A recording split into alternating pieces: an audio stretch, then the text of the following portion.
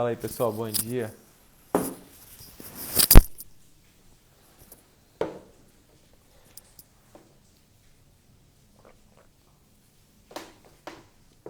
Bom dia aí pra todo mundo. Estamos começando o nosso dia aqui, não deu nem tempo de eu tomar meu café da manhã. Estão me vendo bem? Tá pra ouvir bem aí? Chove no Rio de Janeiro, chove em Brasília, chove no Brasil todo, será? Galera aí do Norte e Nordeste nos atualize sobre isso. Beleza? Como é que vocês estão? Como é que tá esse estudo? Animados, desanimados?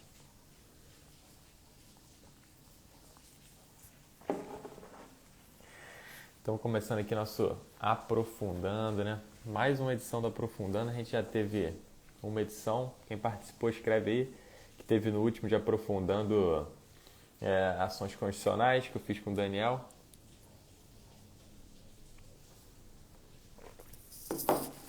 Gosto de ver a galera firme aí.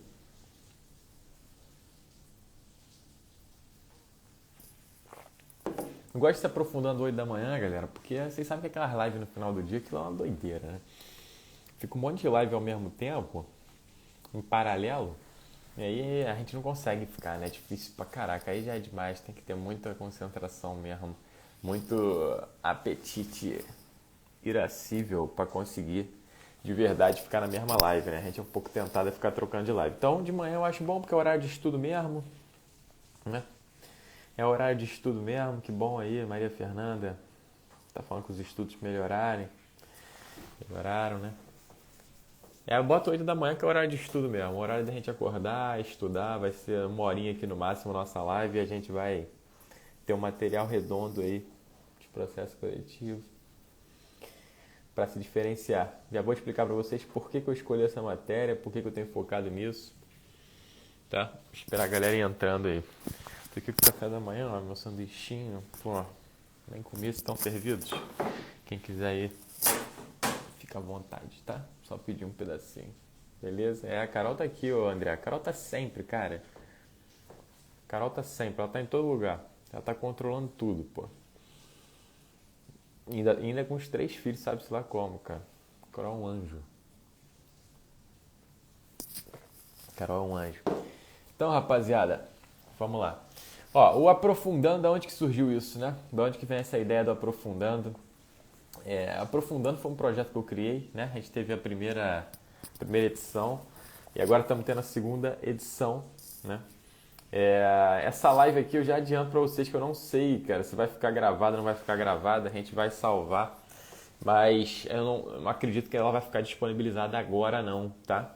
Então fiquem aí para aproveitar e não perder o conteúdo, beleza? Então fiquem aí, tranquilo? Vou explicar para vocês como é que isso vai funcionar. A Ingrid está falando aí que é o curso completo. Fica tranquilo, a gente vai falar de tudo isso. Tranquilo? Então vamos lá. Ó, pessoal, não, pô, eu não sou excelência não, Rafael. Porra, cara, eu sou o peão do peão aqui, cara. Peão do peão. Eu sou o último aqui. Se me mandarem limpar privado, eu limpo privado. Galera, olha só, aprofundando onde que surgiu, né? Eu sempre tive a pretensão, quando eu estudei para concurso, né? E depois de passar, óbvio, né? De dar aula de processo coletivo. Comecei o mestrado, processo civil, né? E aí, com isso, pessoal, eu fui percebendo, deixa eu desativar aqui, eu fui percebendo que eu sempre percebi, galera, e por isso que eu mandei muito bem em concurso também, sobretudo prova oral, prova discursiva, que tem que ter um grande diferencial. A gente tem que saber verticalizar em alguma medida as coisas. Uma coisa é verdade, eu sempre falo com vocês, né? Muita gente se preocupa achar, e também tem os falsos profetas aí do Apocalipse que falam, se não estudar por livro, se não estudar a doutrina capa a capa, não passa. É a maior mentira do mundo. Isso basta perguntar para quem passou e foi honesto, que ninguém leu doutrina capa a capa de tudo. Pelo menos já faz muito tempo que isso não é regra. Né? Mas o que é importante? Por que eu passei em primeiro lugar? Né? Além de tudo aquilo que eu sempre falo com vocês. Porque eu tinha uma sede de verticalização na medida certa. Eu, no meu estudo, né, e isso eu tento impregnar em vocês, eu tinha a pretensão de também decorar algumas coisas. E como demora um tempo, vamos dizer, um ano estudando no ritmo bom, vocês têm condição de aprender a matéria num nível bem interessante. E com isso até se aprofundar mais e ter senhores diferenciais para provas discursivas e provas orais. Então eu lembro de eu treinando para prova oral, né? Em curso de prova oral, e o pessoal ficava até meio assustado, às vezes me perguntava como é que você consegue ter tanto conteúdo com um ano de formato, como é que é possível isso? Vou ser bem sincero com vocês, porque o meu material era bom, mas eu sabia o material de cor. E eu sabia o material dando importância para certas coisas que parecia luxo, beleza? Então isso era um ponto importante, tá? E aí essa vem a ideia da aprofundando. Vocês precisam saber tudo profundo? Óbvio que não. Cai em concurso. Ontem perguntaram, concurso é mais fácil ou mais difícil que o mestrado? É muito mais difícil que entrar para o mestrado e tal. Mas em alguns pontos eu acredito que vocês tenham que verticalizar. Então também no estudo é importante que a gente verticalize algumas coisas. Daí foi que eu criei o Aprofundando, né? Porque com esses aprofundandos, é algo que eu pretendo repetir várias vezes, totalmente gratuito aqui, esses mini cursos do Aprofundando, tá?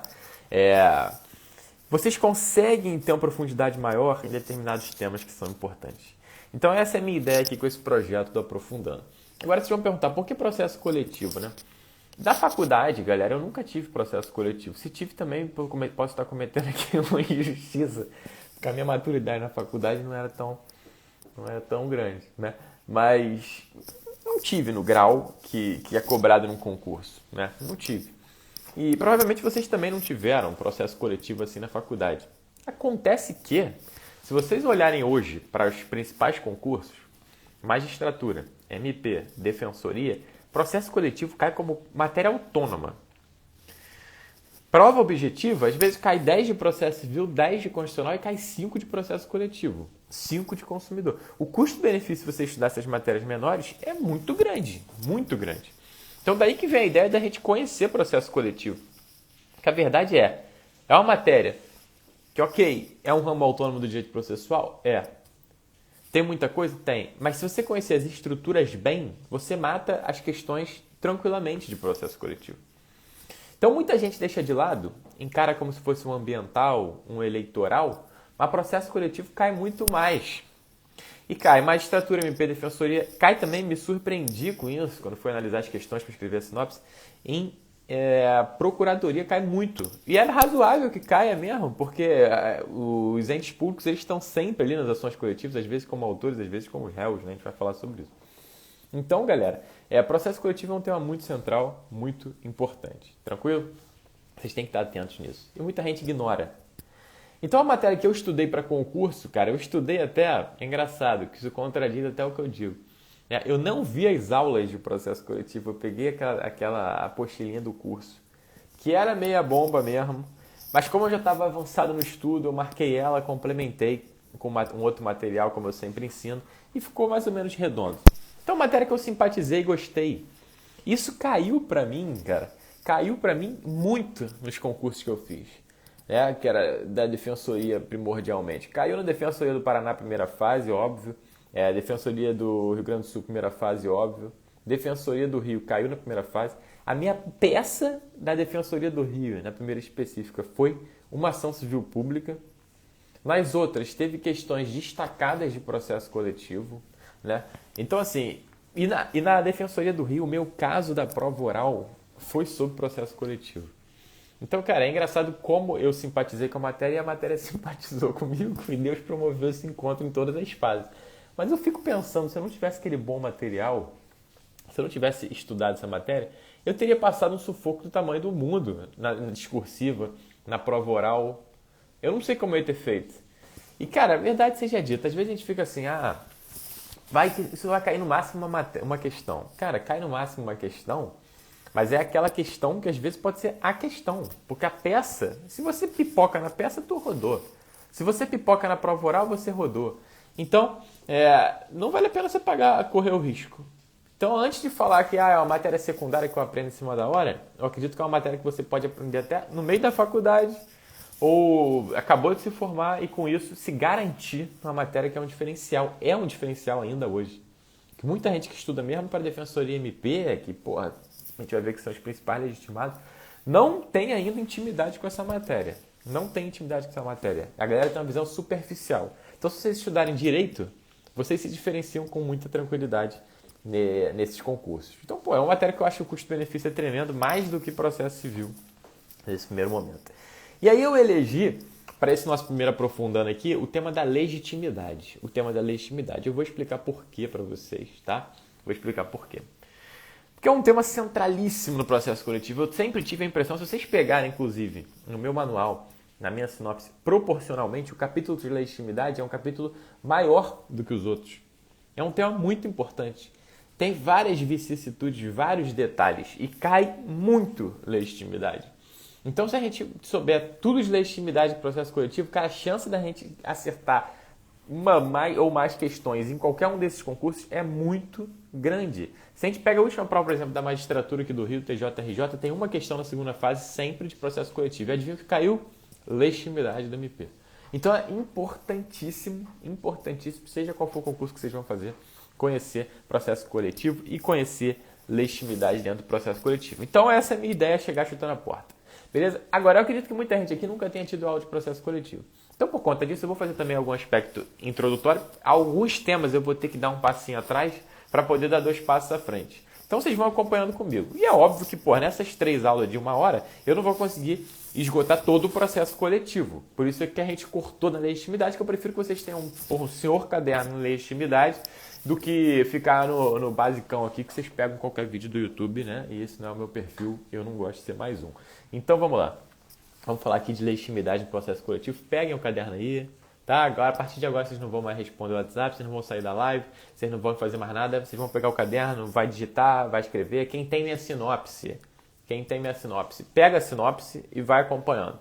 Vocês vão ver que tem algumas coisas que eu vou falar aqui, várias delas que não estão na sinopse, algumas explicações que na sinopse fica curta, aqui eu vou ser um pouquinho mais detalhado, então vocês podem complementar à mão, beleza? Agora, quem não tem minha sinopse, é melhor anotar tudo, tá? E depois vocês comparam lá com o material base que vocês têm, tranquilo? Pessoal, quando a gente fala em processo coletivo, então, primeiro ponto, processo coletivo. O que é processo coletivo? Né? A gente tem que explicar isso, porque muita gente aqui nunca deve ter estudado processo coletivo, muita gente que estudou também não sabe. Né? O que é processo coletivo? Eu sempre gosto de lembrar da função jurisdicional, né? Muito rapidamente aqui, senão a gente vai ficar 1 hora só falando disso. A gente sabe que tem uma das funções do Estado é a função jurisdicional. Essa função jurisdicional, embora tenha também uma grande divergência doutrinária no seu próprio conceito, na sua própria finalidade, no que é mais importante, mas é muito seguro a gente afirmar que a função jurisdicional é aquela que aplica o direito, em geral, a casos concretos, né? Hoje isso vem mudando um pouco com os precedentes e tal, mas claro que, em última análise, a preocupação é aplicar o direito a um caso concreto e gerar pacificação social. Acontece que nesses casos concretos tem sempre direitos envolvidos, vocês concordam? O problema é sempre o seguinte, eu estou discutindo contigo, não sei quem tem direito, a gente vai para o judiciário e o juiz vai dizer. Deixa que o juiz diz, assista a isso. Tem muito isso na prática, isso é meio irracional, até a gente é meio maluco, a gente tem a cultura do juiz, a cultura da sentença. Né? Tem gente que fala isso na doutrina e é bem interessante mesmo, a cultura da sentença. Olha que louco, às vezes a gente chega em ação em vara de família, né? E assim, o juiz chega, né? O juiz chega e diz o seguinte, olha, nesse caso aqui eu vou dar 20%, isso aqui é 20%, o que tem direito de alimentos. As duas partes estão lá, ele tenta o acordo. Aí uma das partes fala, para mim 20% tá bom, a outra fica assim, não. Eu quero a sentença. Eu confio. Não, a gente vai ganhar na sentença, vai ser diferente. Eu falei, cara, mas tu não tá entendendo. O juiz está falando que ele entende que é 20%. Aí, não, vamos pra sentença. Então a gente tem um pouco essa cultura da sentença. Um pouco não, muito. É bem racional na maioria das vezes, mas tem. A ideia é que nessa sentença aí, o juiz vai decidir aquele conflito. E quando ele decide o conflito, galera, ele sempre vai estar protegendo quem tem o direito, né? Então ele vai tutelar. Então eu gosto de entender o seguinte, o produto da função jurisdicional é essa tutela jurisdicional. Tutela jurisdicional. Tutela vem dessa ideia mesmo de proteção, garantia. Então ele vai proteger algum direito. Alguém tinha um direito, o direito estava sendo violado, porque não foi respeitado antes do judiciário, o judiciário vai lá e protege esse direito. Maravilha. Beleza. Quando a gente fala em tutela jurisdicional, no processo civil, em geral, a gente fala da tutela individual. Mesmo que tenha um litisconsórcio, um monte de gente no mesmo polo ativo e tal, mas no fundo são vários direitos individuais ali. Agora, na tutela coletiva, a gente tem a proteção de direitos coletivos. E aí, quando a gente fala em direitos coletivos, galera, isso é um parênteses fundamental que não dá para não fazer, né? Quando a gente fala em direitos coletivos, a gente fala em 2 tipos de direitos. Então existe um grande grupo que é direitos coletivos, em sentido amplo. Então existe um gênero direitos coletivos em sentido amplo. Dentro desse gênero direitos coletivos em sentido amplo, a gente tem espécies. Nessas espécies nós temos primeiro direitos difusos, depois direitos coletivos em sentido estrito e por fim direitos individuais homogêneos. Então direitos difusos, direitos coletivos ou coletivos em sentido estrito e individuais homogêneos. São as três espécies que nós temos nesse grande gênero de direitos coletivos. Muito bem. Por que isso é importante para a legitimidade? Porque varia muito. Se a gente não entender o que é cada um desses, depois a gente vai ficar boiando quando a gente fala da legitimidade de cada um dos membros das instituições, enfim. Então, direitos difusos e direitos coletivos, eles são direitos essencialmente coletivos, ou seja, eles são realmente direitos transindividuais. Eles são direitos que não pertencem a mim, nem a você, ou nem a vocês todos, individualmente. Eles são direitos que extrapolam essa barreira subjetiva. Então, extrapola o patrimônio jurídico subjetivo de alguns de nós. É um direito que não é propriamente meu. Exemplo clássico do clássico, meio ambiente. Cara, o direito ao meio ambiente saudável é meu? Não é meu. Eu não consigo dividir um pouco do meio ambiente para ser meu, ou eu tenho a medida desse direito ao meio ambiente que é meu, a outra medida tua. Não, é um direito que é transindividual mesmo. Ele diz respeito a todo mundo, direitos de fraternidade, solidariedade, intergeracionais, né? Então tem muito disso. Por outro lado, existem direitos individuais, que a lei chama de direitos individuais homogêneos. O que é isso? É possível, no nosso sistema brasileiro, o legislador, tá? Desde o Código de Defesa do Consumidor, ele admitiu que nessa tutela coletiva a gente tem a proteção de direitos individuais, o que é uma aparente contradição. Quando a gente fala em tutela individual, a gente está falando de proteção de direitos individuais. Quando a gente fala em tutela coletiva, a gente estaria falando em proteção de direitos coletivos. Só que, e isso é muito importante, por uma questão de opção legislativa, ou seja, o legislador achou interessante, podia não ter achado, por uma questão de opção legislativa, o legislador admite que esses direitos individuais homogêneos, eles sejam tutelados num processo coletivo. Então, isso que é interessante. No Brasil, a gente pode ter a proteção de direitos individuais que seriam perfeitamente protegíveis, para dizer assim, num processo individual, mas que o legislador admite que num processo coletivo a gente resolva vários deles. Isso é muito interessante, né? Tem vários benefícios, economia processual, não precisa de um monte de processo, basta um só. Então eu dou o seguinte exemplo. Pô, imagina que teve jogo do Flamengo aí. Agora tá com esse negócio. Vai ter torcida ou não vai ter torcida, né? Aí o prefeito do Rio falou que vai ter torcida no jogo. Aí o André Sanches do Corinthians falou que se tiver torcida é um absurdo, porque vai ter gente com torcida e gente sem. Imagina que o Flamengo vende ingressos, tá? Aí vamos botar aí 30 mil ingressos. Metade, não sei quantos seriam vendidos. Aí 30 mil pessoas compram esses ingressos. Maravilha. Aí, na véspera do jogo, sai a decisão lá da CBF, da STJD, não vai ter torcida. 30 mil pessoas se ferraram, concorda? E essas 30 mil pessoas, elas podem ajuizar uma ação individual, cada uma delas? Pode. Elas podem formar ali desconsórcio. Vou eu e meu irmão entrar com a mesma ação? Podem. Só que no Brasil, a gente pode ter um processo que, além de proteger esses direitos que não são propriamente individuais, meio ambiente e tal, que ninguém poderia ajuizar uma ação, a gente tem um processo, no mesmo processo, a gente pode tutelar o direito de todos esses 30 mil, sem que eles estejam no processo. Então, na nossa tutela coletiva, a gente tem tanto a proteção de direitos coletivos mesmo, difusos e coletivos em sentido estrito, quanto direitos individuais que, por serem homogêneos, parecidos, a lei admite que sejam tratadas na mesma ação. Então, esse é um ponto bastante peculiar do Brasil, tá? E muito favorável à nossa tutela coletiva.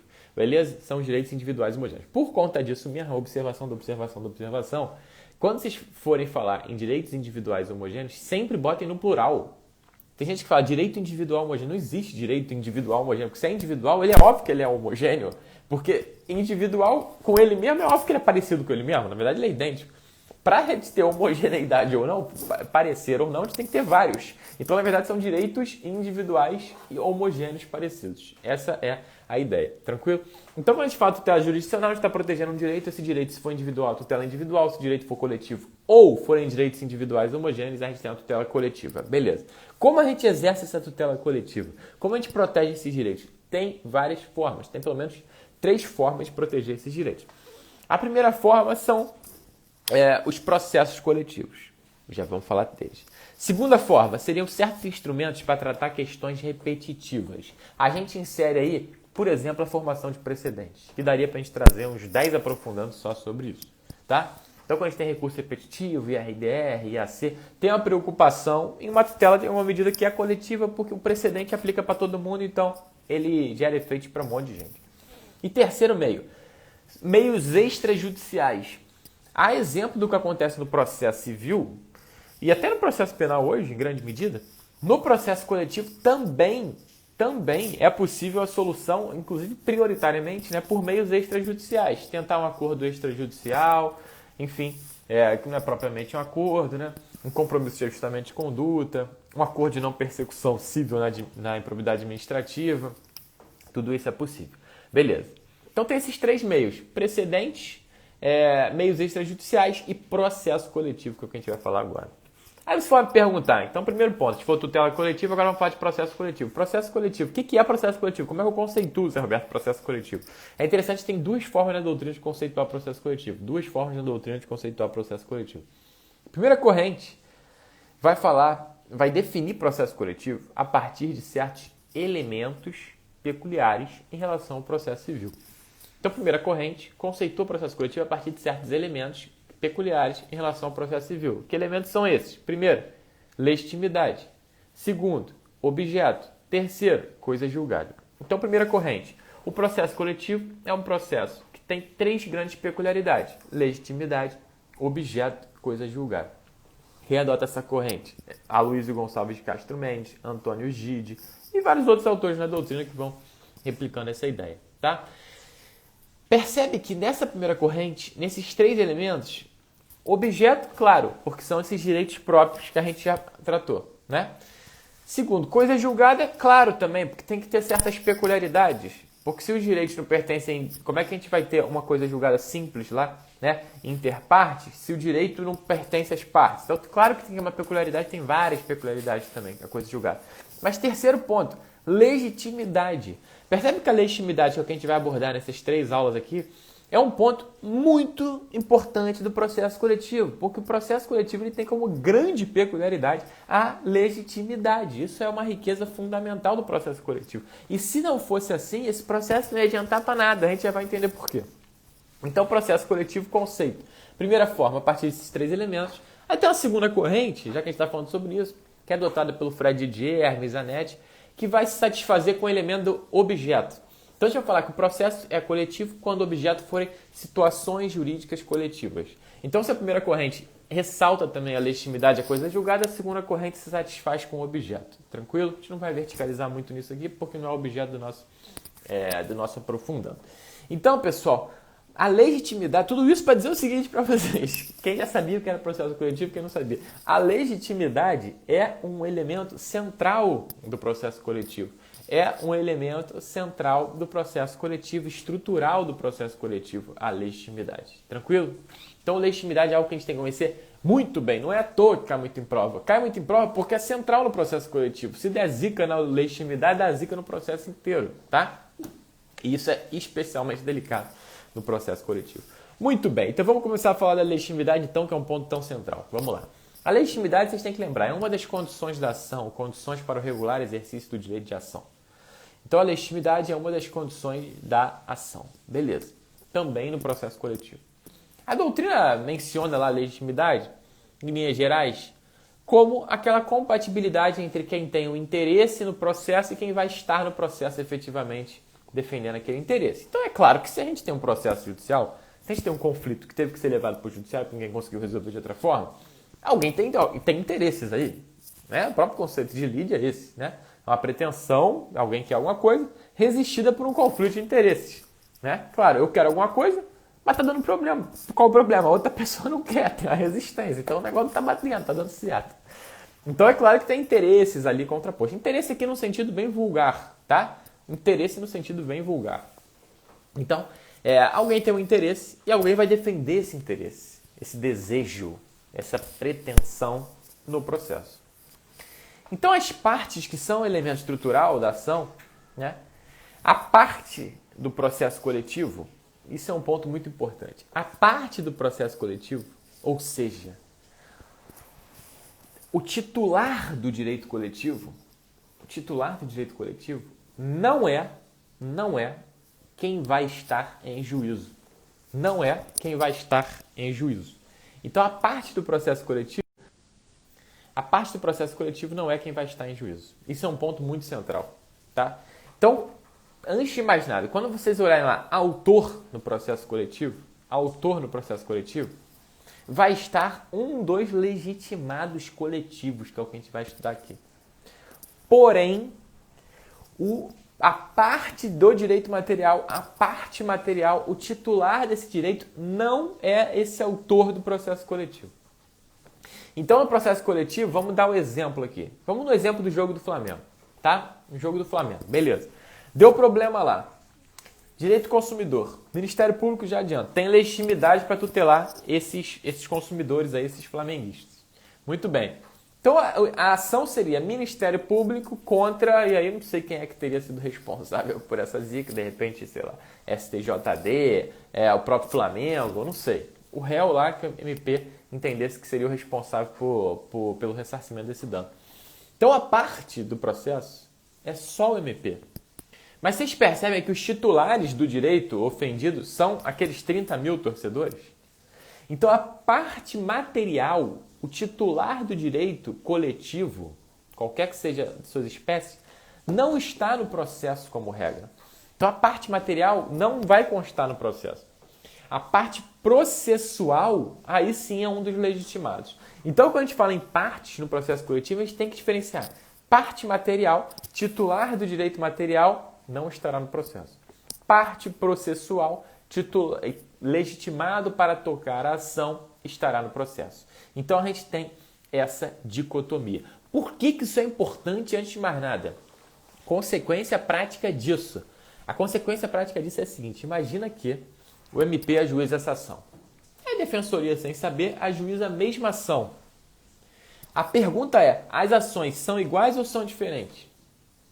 Elas são iguais ou são diferentes? Porque, olha, numa delas é Ministério Público contra Flamengo. Vamos botar assim. Outra é Defensoria contra Flamengo. Aí você me pergunta, as ações são iguais? Existe litispendência? Alguma delas tem que ser extinta? Ou elas são diferentes porque as partes são diferentes? Aquela lição de que as ações vão ser iguais quando os elementos da ação forem iguais, partes, causa de pedir e pedido, no nosso caso as partes, no processo coletivo a gente tem que olhar não para a parte processual, não para a parte institucional. A gente tem que olhar para a parte ideológica, a gente tem que olhar para a parte de direito material. Então quem é o titular do direito? Nesse caso, os titulares são os mesmos.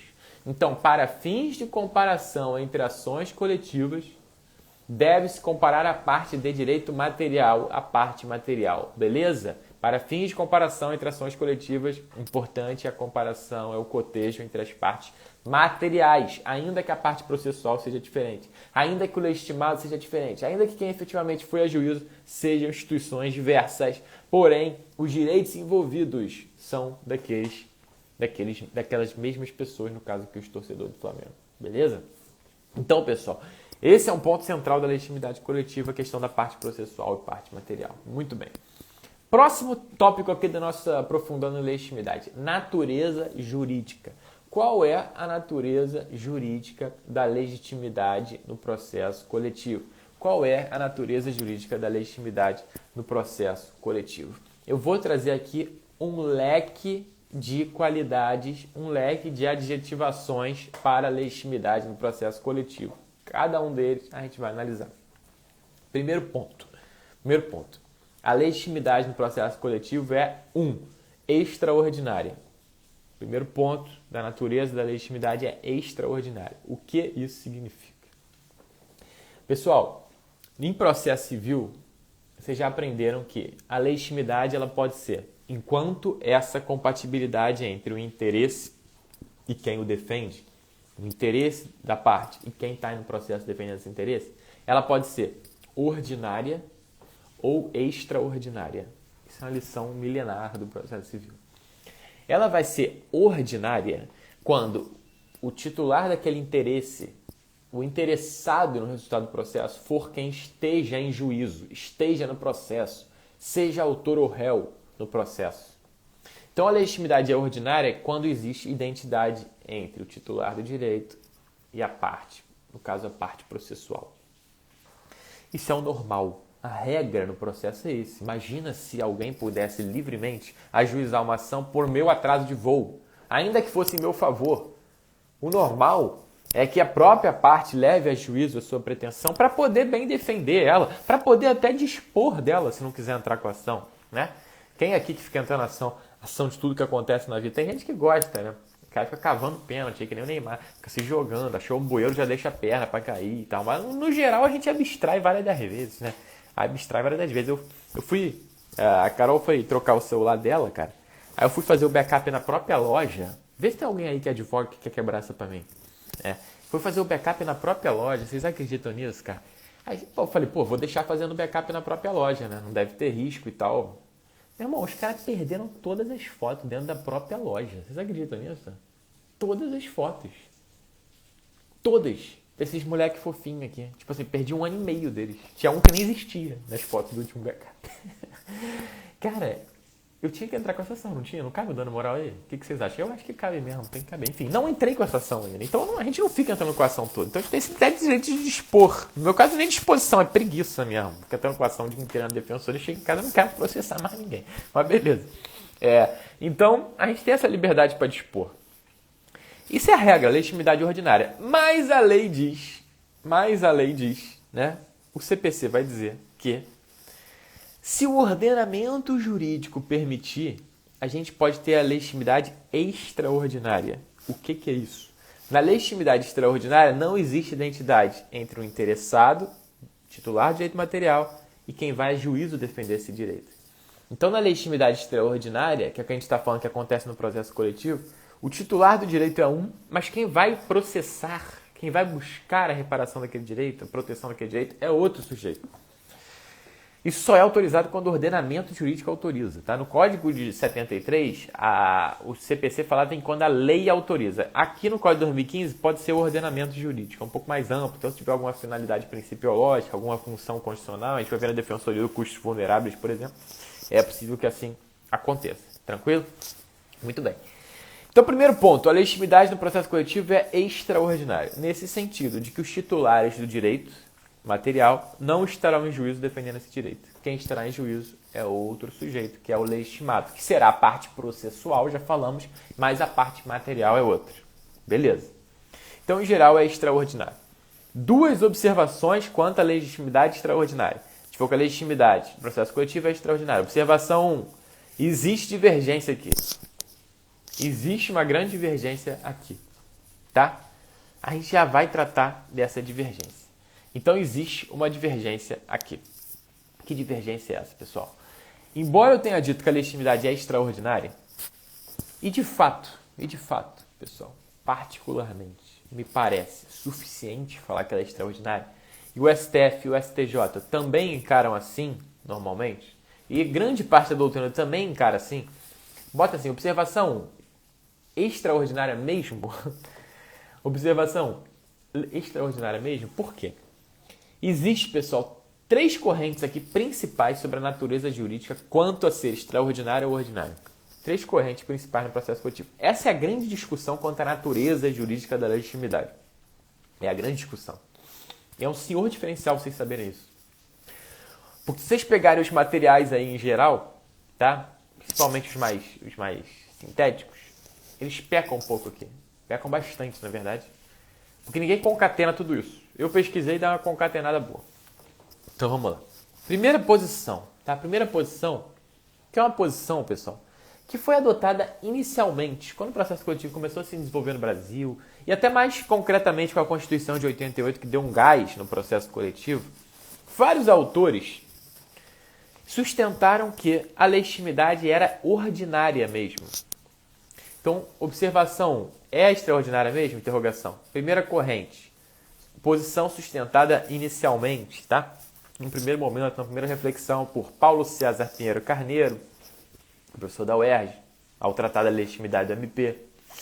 Kazuo Watanabe, ao tratar da legitimidade das associações. Tá? José Afonso da Silva também chegou a dizer isso. Rodolfo Mancuso, Ada Pellegrini Grinover. Então, esses autores todos, num primeiro momento, pessoal, chegaram a afirmar que a legitimidade era ordinária. Como eu falei, o professor Paulo César Pinheiro Carneiro, esse César é com Z, tá? Paulo César Pinheiro Carneiro, ele entendeu que a legitimidade do MP era ordinária. Por quê? Porque na Constituição está esculpido que o MP tem função institucional de defender o interesse público. Então o raciocínio era o seguinte: se a função de defender o interesse público, o interesse social, é do Ministério Público, isso é uma função dele. Então não deixa de ser um direito dele. Então, como a tutela coletiva se preocupa com esse interesse social, o MP estaria agindo aqui em legitimidade ordinária. Foi o primeiro raciocínio do professor, tá? A primeira posição que ele adotou. Então, primeira posição, inicialmente adotada por esses autores. Percebe que não é a posição atual desses autores, não. Tá? Mas foi a primeira reflexão, e é interessante, entendendo que a legitimidade é ordinária. Então, o professor Paulo César Pinheiro Carneiro falou: a legitimidade é ordinária do MP, porque o MP tem a função de defender o interesse social. Já o Kazuo Watanabe, e os outros autores que eu falei, eles fizeram esse raciocínio em relação às associações. As associações. Por quê? Eles entendiam o seguinte: existe, por conta da representação associativa, que é esse direito que está na Constituição, no artigo 5º, 21, XXI, artigo 5º, 21 da Constituição, está garantido lá que as associações podem representar os seus associados em juízo, ou seja, num processo, ou fora dele, administrativamente, quando expressamente autorizados. Então, o artigo 5º, 21, a Constituição, ela tomou essa posição de fortalecer a representação associativa. Então, olha, as associações, elas ganharam força com a Constituição de 88, tinham sido um pouquinho podadas lá, né, na época do regime militar. Então, a ideia foi, nessa redemocratização, vamos fortalecer os vínculos associativos. Vamos dar força para as associações. Como que eu dou força para a associação? Dando utilidade para ela. Como eu dou utilidade para ela? Podendo representar os associados, pô, lógico. Então, o Kazuo Watanabe, ele entendeu o seguinte: olha, existe aqui um interesse próprio da associação que é distinto dos seus membros com essa representação associativa. Como o ordenamento constitucional estimula essa representação associativa, as próprias associações, enquanto ente próprio, têm esse interesse de representar os seus membros. Então esse foi o raciocínio. As associações, elas têm uma certa legitimidade ordinária. E essa legitimidade ordinária das associações, que foi mencionada pelo Kazuo Watanabe, pela Ada Pellegrini Grinover, foi chamada de legitimidade ordinária das formações sociais. Legitimidade ordinária das formações sociais. Tem gente que coloca isso como uma quarta corrente aqui, nessa nossa discussão, que eu falei que são 3. Não precisa botar como quarta corrente, ela está dentro da primeira corrente. Primeira corrente, então, é o seguinte: uma primeira reflexão desses grandes autores do nosso direito processual. Precursores, inclusive, da tutela coletiva. Primeira corrente: a legitimidade é ordinária. Professor Paulo César, o MP tem interesse, de incumbência constitucional de tutelar o interesse social, portanto, é uma legitimidade ordinária do MP. É um interesse institucional defender esse interesse social. Por outro lado, Kazuo Watanabe, Ada Pellegrini, os outros autores, as associações que foram estimuladas na Constituição de 88 têm o interesse próprio de exercer essa representação associativa. O interesse delas. A ideia aqui é a seguinte: é uma legitimidade ordinária. A própria associação, não os associados, a própria associação tem esse interesse. Então existiria uma legitimidade ordinária das formações sociais. Que formação social? As associações, né? Que são formações que nascem da sociedade. Então essa é a primeira corrente. É uma corrente que hoje, gente, está em total desuso, tá? Mas que é muito elegante ser mencionarem isso em próprio, um senhor diferencial. Muita gente vai falar legitimidade ordinária. Claro que não, tá errado, é óbvio que não é legitimidade ordinária. Hoje é bem óbvio. Mas entender que isso foi realmente sustentado e pesadamente sustentado à luz dessa interpretação histórica e constitucional por esses grandes autores, isso é um senhor diferencial, tá? Ninguém fala isso por aí. Segunda corrente. Corrente adotada por Nelson Neri, Ricardo de Barros Leonel, tá? Nelson Neri e Ricardo de Barros Leonel. Nelson Neri e Ricardo de Barros Leonel. Essa segunda corrente vai dizer que a legitimidade não é ordinária. Até aí estamos juntos. Só que eles falam, também não é extraordinária. Também não é extraordinária. Então eles vão no direito alemão e importam o que lá se chama legitimidade autônoma para a condução do processo. Legitimidade autônoma para a condução do processo. Então é um novo tipo, tertium genius. Legitimidade autônoma para a condução do processo. O Nery usa isso para todas as espécies de direitos. O Ricardo de Barros Leonel ele menciona isso só para os direitos transindividuais. Tá? Só para os direitos transindividuais, ou seja, nos difusos e nos coletivos. Nos individuais homogêneos ele considera que é extraordinário. Da onde que vem isso? Eles vão falar, olha, a legitimidade ordinária está errada. Está errada por quê? Porque o legitimado coletivo ele não defende um direito próprio. O direito não é dele, então é óbvio que a legitimidade não é ordinária. Mesmo as associações, se estiverem ajuizando uma ação para tutelar interesses da associação, tá lá no estatuto, olha, a associação vai defender tais direitos.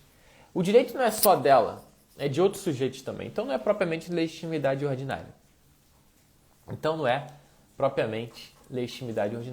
Só que eles vão falar, e aqui o mais importante, eles vão falar também que a legitimidade também não é extraordinária. Então, quando é ordinária, estamos até junto. Porque realmente o direito que está ali no processo não é do legitimado. Agora, por que não é extraordinária? Eles vão dizer, não é extraordinária pelo seguinte. Na legitimidade extraordinária, existe alguém tutelando direito alheio. Então, o legitimado extraordinário defende um direito que não é seu. Para eles, isso é insuficiente. Por quê?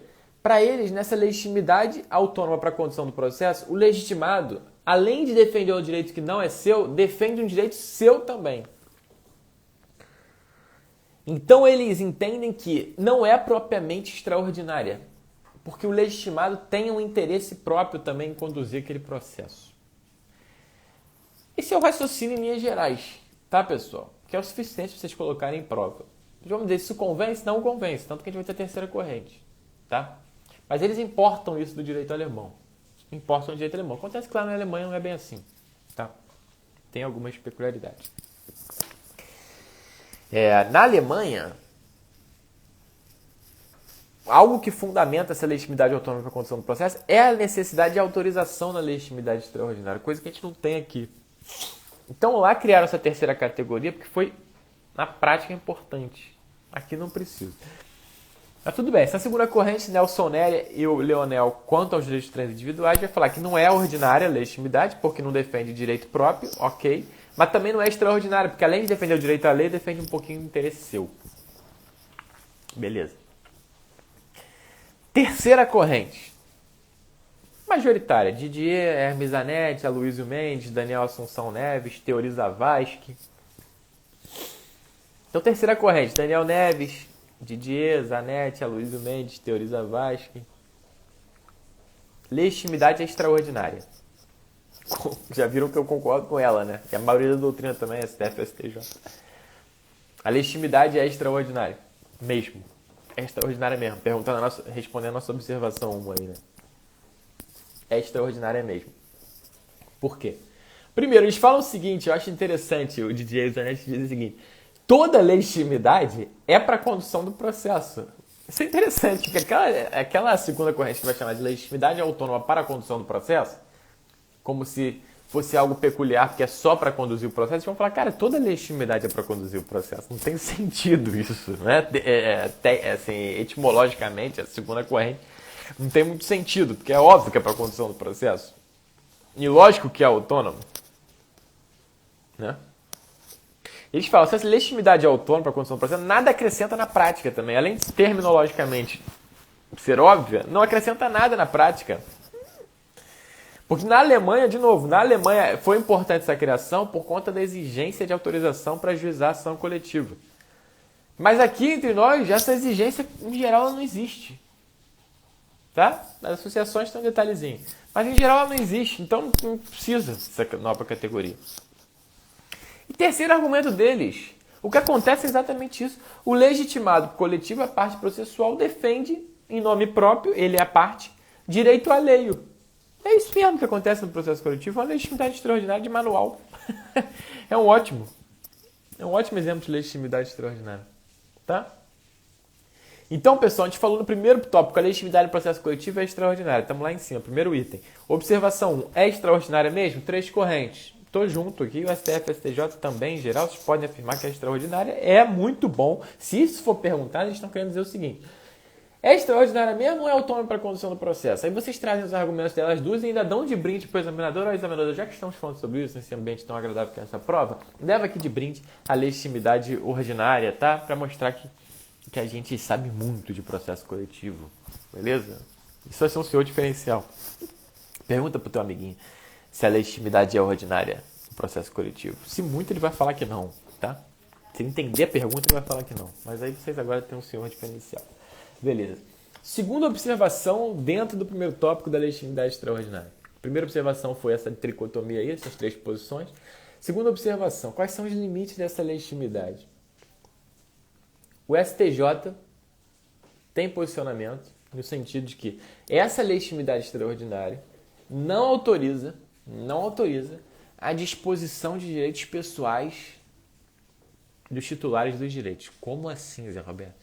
A legitimidade extraordinária não autoriza, pelo legitimado extraordinário, pela parte processual, a disposição de direitos da parte material, dos reais titulares do direito. Como assim? Pessoal, imagina que, vamos no nosso exemplo, 30 mil lá perderam, né, não conseguiram ir ver o show do Flamengo, o novo normal do Flamengo, que está essa tristeza, no Maracanã. O MP vai ajuizar a ação. Mas imagina que o MP entende importante quebrar o sigilo bancário, ou sei lá, do cartão de crédito, para mostrar que de fato foi pago os ingressos por todos esses sujeitos. E aí o MP pede em juízo que haja uma disposição desse direito fundamental de sigilo bancário em favor, né, desses consumidores. Olha só, eu estou pedindo para quebrar o sigilo, não contra eles, mas a favor, para a gente conseguir provar que foi pago, por exemplo. É possível isso? O STJ disse, não é possível. A legitimidade extraordinária não autoriza a disposição de direitos fundamentais pelo legitimado extraordinário. Então aqui a gente tem um limite. A legitimidade ela serve para, de fato, tocar o processo, conduzir o processo. A ideia é essa, para bem representar aqueles direitos em juízo. Não serve para negociar, abrir mão desses direitos fundamentais, tá? Ainda que em aparente favor da parte material daqueles que estão substituídos em juízo. Tranquilo? Então existe essa limitação aqui. Então, primeira observação, a divergência. Segunda observação, esse limite quanto aos direitos fundamentais.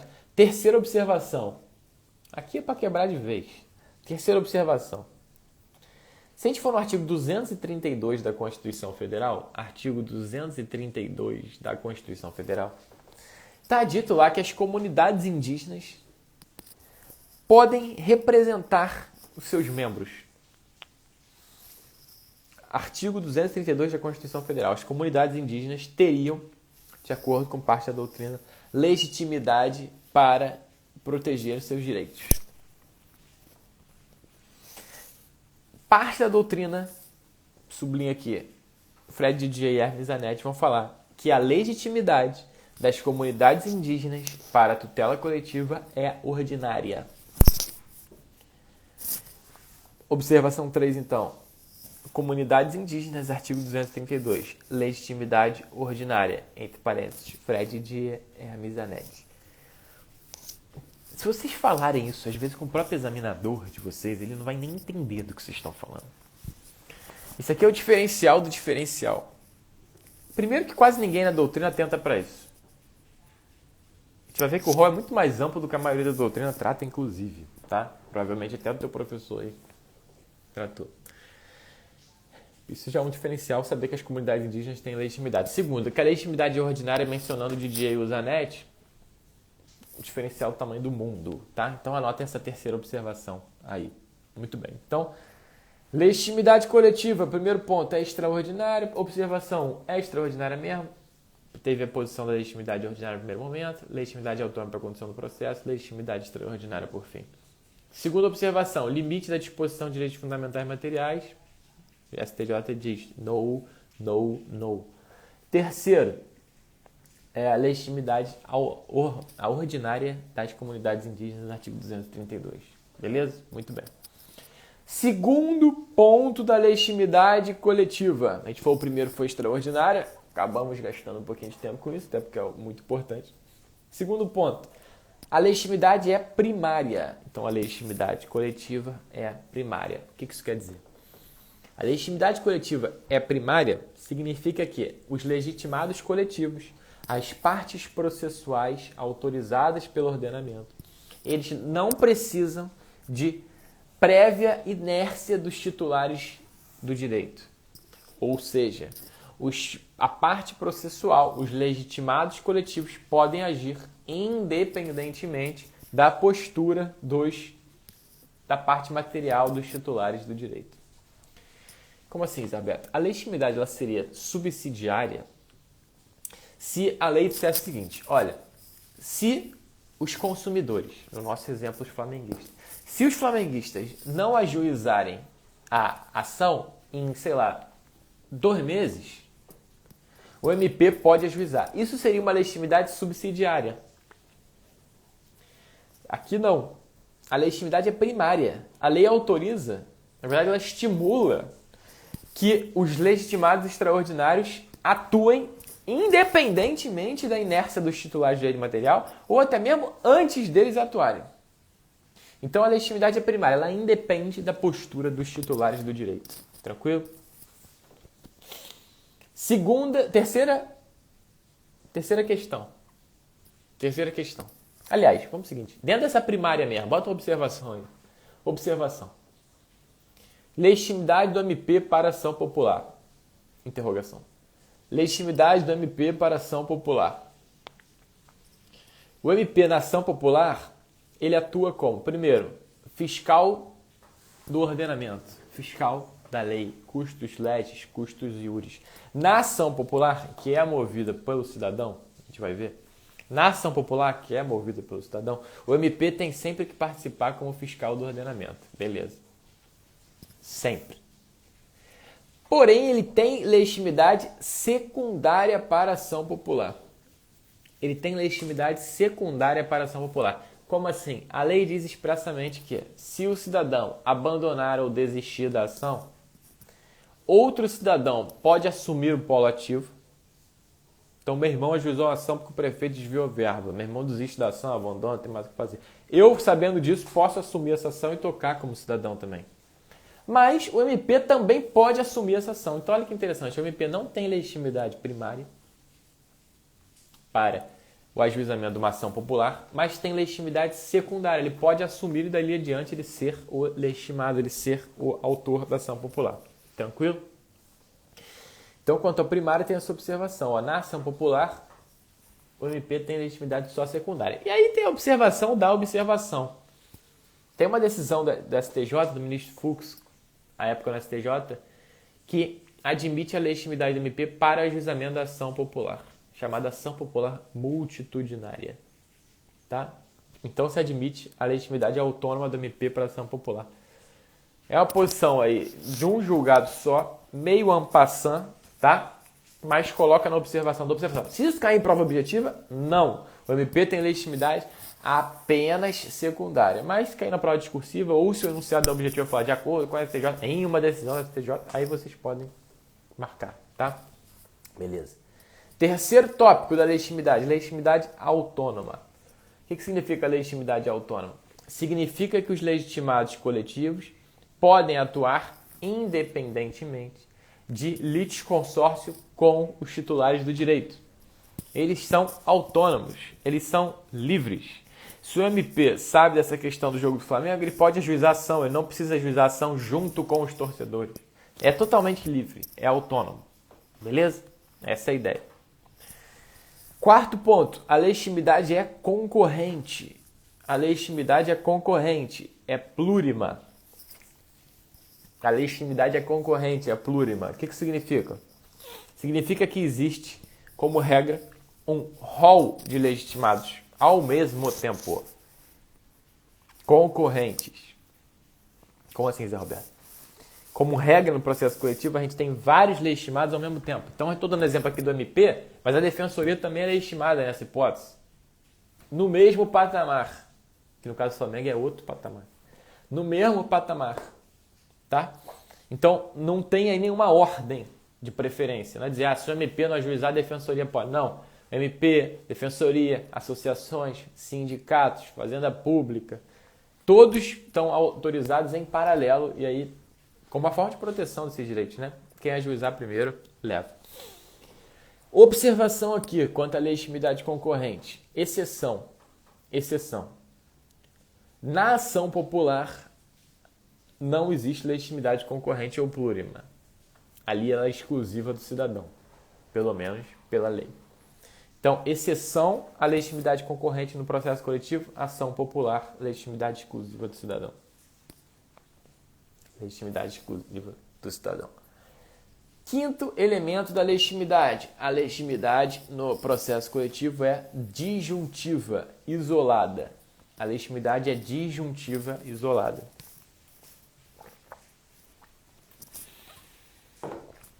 Cada um desses legitimados é livre para atuar isoladamente um dos outros. Então não há obrigação de litisconsórcio ativo necessário entre os legitimados. Eles podem atuar isoladamente um dos outros. Não é dizer, olha, o MP e a defensoria devem estar juntos, independente dos titulares do direito material, que é a questão da autonomia. A autonomia está relacionada aos titulares do direito material. Aqui a gente está falando entre os próprios legitimados. Tá? Entre os próprios legitimados não há nenhuma ordem de preferência, eles mesmos podem atuar independentemente um do outro. Não existe. E sexta traço da natureza da legitimidade coletiva. A legitimidade coletiva é mista. Então, sexto traço da legitimidade coletiva. A legitimidade coletiva é mista. O que isso quer dizer? Quer dizer que no rol de legitimados coletivos, como regra, existem tanto entes públicos quanto entes privados. Então, tanto pessoas jurídicas de direito público quanto pessoas jurídicas de direito privado. A legitimidade é mista. Tá? Exceção para isso.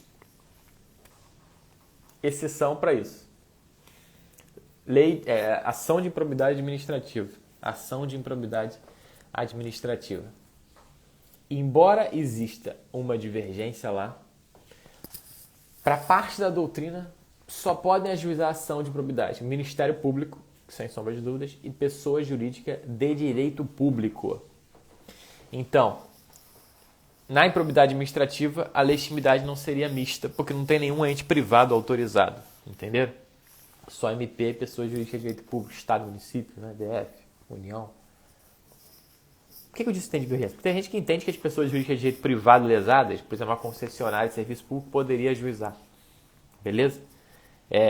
Mas a gente vai ver isso quando a gente fala da divergência lá da legitimidade da improbidade administrativa. Tranquilo? Mas, em geral, se pode afirmar isso. Como regra mista, na improbidade, excepcionalmente. Na improbidade, excepcionalmente, ela é exclusivamente de entes públicos. Então, a gente viu as características aqui da legitimidade extraordinária. Último tópico da nossa live aqui. Último tópico da nossa live, pessoal. Legitimidade extraordinária, ela sempre depende, portanto, dizia o Código passado, de autorização legal. Agora pode ser autorização do ordenamento jurídico. A pergunta é, cabe negócio processual criando legitimidade extraordinária? Cabe. No processo individual, tem divergência, mas existe uma tendência doutrinária a admitir. No processo coletivo, não. No processo coletivo, a doutrina vai dizer que não. Por quê? Porque ninguém é titular do direito material tutelado. Então, isso é fruto de uma ponderação legislativa, de uma proteção legislativa. Não podem os legitimados aqui criarem por si só uma legitimidade extraordinária. Tranquilo? Então, legitimidade extraordinária convencionada no processo coletivo, a doutrina vai dizer que não. Beleza, galera? Deixa eu ver quanto tempo tem aqui. Tá acabando, 10 segundos. Obrigado pela participação de vocês. Amanhã estamos juntos aqui no Aprofundando às 8 da manhã para destrinchar isso tudo. Me digam o que vocês acharam. Vou abrir uma caixinha. Beleza? Fiquem com Deus. Até amanhã, pessoal.